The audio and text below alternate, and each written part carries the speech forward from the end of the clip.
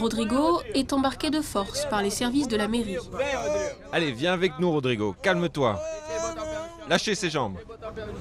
Comme la majorité des 1000 enfants et adolescents des rues de Rio, ils se droguent au crack.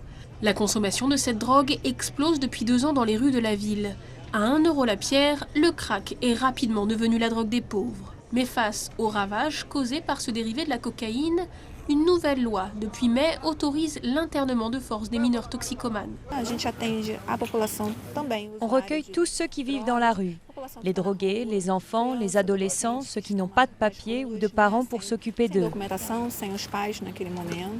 Une fois récupérés, les enfants toxicomanes sont emmenés en cure de désintoxication dans un des 3 foyers spécialisés de la ville. Par un suivi psychologique et clinique, c'est ici que le personnel tente de leur redonner goût à la vie. Adrélie est accro au crack.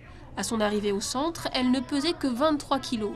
Sa première pierre, elle l'a brûlée à l'âge de 9 ans, incitée par sa mère. À l'époque, elle menait une vie chaotique entre la rue et la maison de sa grand-mère.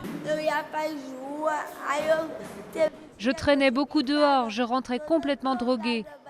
Je frappais ma grand-mère, elle me faisait à manger, elle m'allongeait et je dormais. Je dormais pendant des heures.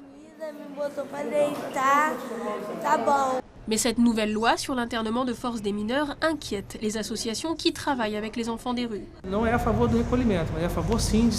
Nous sommes contre ces internements. On se demande où ils emmènent les enfants, quel type de traitement on leur donne, dans quel foyer vont-ils. Est-ce qu'il y a du personnel qualifié pour s'occuper d'eux, pour sauver ces jeunes?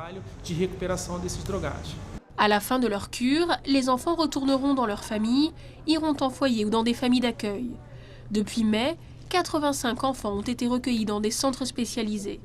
Pour l'instant, il est encore trop tôt pour évaluer l'efficacité de la méthode.